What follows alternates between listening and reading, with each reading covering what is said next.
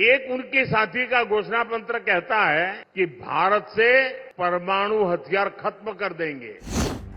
भारत एक nuclear power country है और इस चुनाव के माहौल में एक पार्टी ने अपने मैनिफेस्टो में ये दावा कर दिया है कि अगर लोकसभा चुनाव में उसको जीत मिलती है तो भारत से परमाणु हथियार खत्म या फिर नष्ट कर देगी। इस दावे के बाद से हंगामा हो गया है। पीएम मोदी ने होशंगाबाद में एक सभा को संबोधित करते हुए इस बात का जिक्र भी किया था और इसे खतरनाक बताया था। इसके बाद बीजेपी के कई बड़े नेताओं ने इस मुद्दे पर इस पार्टी को घेरा। इस वीडियो में आपको हम बताएंगे इस मुद्दे के बारे में डिटेल में। इसके बाद ये भी बताएंगे कि किसी भी देश के पास परमाणु हथियार होना क्यों जरूरी है और भारत के न्यूक्लियर पावर होने की कहानी क्या है। इस वीडियो में आगे बढ़ें उससे पहले आप हमारे चैनल को ज़रूर सब्सक्राइब कर लीजिए और इंस्टाग्राम या फिर फेसबुक पर आप हमें देख रहे हैं तो ज़रूर स्विच को फॉलो कर लें। मैं हूं आपके साथ सैयद सोबान, आप देख रहे हैं स्विच। लोकसभा चुनाव 2024 में एनडीए और इंडिया ब्लॉक आमने सामने हैं। पार्टियों ने चुनावी वादों के लिए मैनिफेस्टो भी जारी कर दिए हैं। बीजेपी ने अपने पार्टी के संकल्प पत्र में 2019 लोकसभा चुनाव में किए गए कई वादों के एग्जीक्यूशन के लिए 2024 के संकल्प में उनको भी ऐड किया है, जिसका सबसे बड़ा उदाहरण है सीएए। बीजेपी ने वादा किया है कि वो सीएए को देश में एग्जीक्यूट करवाने वाला है। इसके अलावा भी कई वादे हैं, लेकिन दूसरी तरफ एनआरसी को इस बार बीजेपी ने अपने वादों की लिस्ट से हटा दिया है। ये वादा 2019 के बीजेपी के संकल्प पत्र में आपको मिलता है, लेकिन 2024 में ये गायब हो चुका है। वहीं दूसरी तरफ इंडिया ब्लॉक की पार्टियों में सबसे बड़ी पार्टी कांग्रेस ने भी अपना घोषणा पत्र जारी कर दिया था और इंडिया ब्लॉक की ही एक पार्टी है सीपीआईएम, जिसके घोषणा पत्र में न्यूक्लियर वेपन्स को नष्ट करने की बात मिलती है। सीपीआईएम के 2024 के मैनिफेस्टो के पेज नंबर 39 पर एक सेक्शन है जिसे कहा गया है सिक्योरिटी मैटर्स। इसी में ही लिखा गया है the CPIM works for complete elimination of nuclear weapons and other weapons of mass destruction including chemical and biological weapons. बस इसी पॉइंट पर बीजेपी ने सीपीआईएम समेत पूरे इंडिया ब्लॉक को घेर लिया है। बीजेपी की तरफ से आरोप लगाया जा रहा है कि पीएम मोदी देश को मजबूत करना चाहते हैं और विपक्षी पार्टियां देश को कमजोर करना चाहती हैं। हालांकि इंडिया ब्लॉक की बाकी पार्टियों ने इस मुद्दे पर कन्नी काटने की कोशिश करी है, वहीं कुछ ने अपनी राय जरूर रखी है। कांग्रेस के दिग्विजय सिंह से जब इस मुद्दे पर सवाल किया गया तो उन्होंने अपना पल्ला झाड़ते हुए ये बोल दिया कि इसका जवाब तो सीपीआईएम ही देगी। समाजवादी पार्टी के रामगोपाल यादव ने कहा कि परमाणु हथियार नष्ट करना संभव नहीं है, ऐसा कोई नहीं कर सकता है। अगर हमारे पड़ोसी देशों के पास परमाणु हथियार हैं तो हमारे पास भी होने चाहिए। इसके अलावा राजनाथ सिंह ने कासरगोड लोकसभा सीट पर चुनाव कैंपेन के दौरान ये मांग की थी कि कांग्रेस सीपीआईएम के प्रॉमिसेस को क्लैरिफाई करे, क्योंकि इंदिरा गांधी की सरकार ने भारत के न्यूक्लियर प्रोग्राम को साल 1974 में इनिशिएट किया था।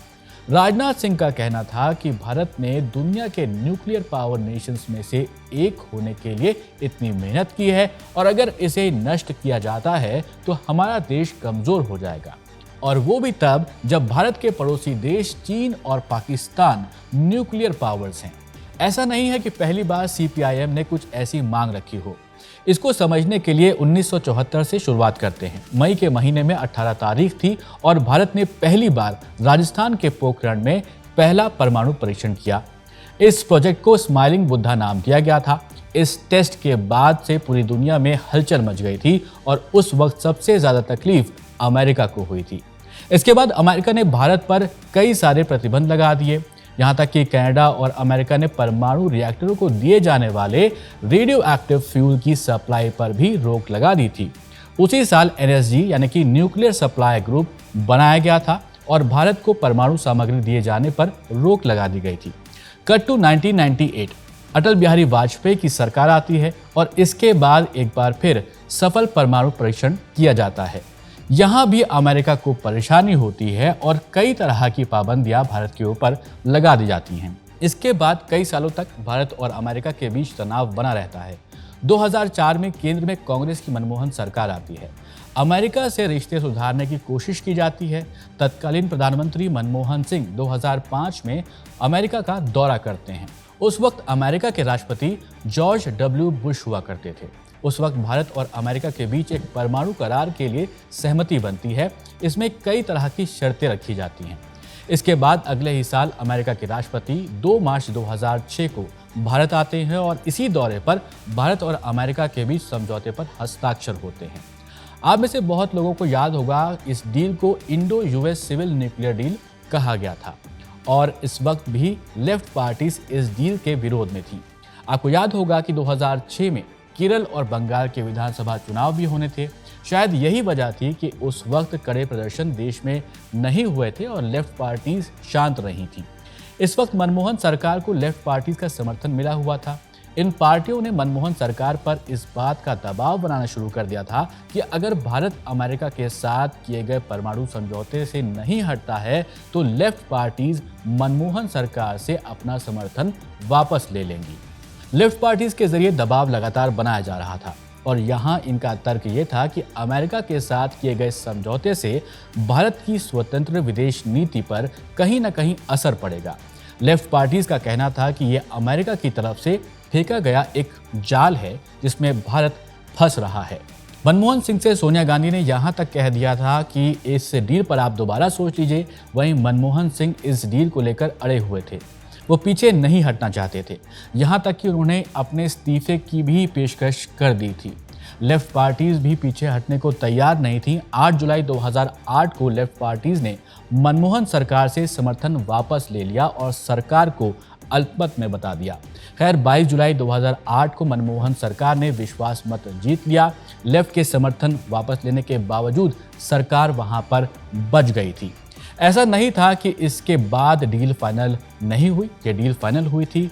इसमें काफ़ी वक्त लगा था, लेकिन आपको बता दें कि फाइनली 8 अक्टूबर 2008 को औपचारिक रूप से ये डील फाइनलाइज हो गई थी। समझने वाली बात यहाँ पर यही है कि लेफ्ट पार्टीज का ये रुख आज से नहीं बल्कि कई सालों पुराना है। भारत और पड़ोसी देशों के पास कितने परमाणु हथियार हैं, इस पर भी एक नज़र डाल लेते हैं। तो सबसे ज़्यादा परमाणु हथियार अमेरिका और रूस के पास है। रूस के पास 5,889, यूएस के पास 5,224, वहीं पर भारत के पास 164, चीन के पास 410, पाकिस्तान के पास 170 परमाणु हथियार है। ये फिगर जो हम आपको बता रहे हैं ये एक अप्रॉक्स फिगर है। खैर इस पूरी कहानी के बाद आपकी क्या राय है कि सीपीआईएम के मैनिफेस्टो में जो परमाणु हथियारों को नष्ट करने का वादा किया गया है वो कितना सही है? आप ज़रूर कमेंट करके हमें बताइएगा और ऐसे ही वीडियोस देखने के लिए कीप वॉचिंग स्विच।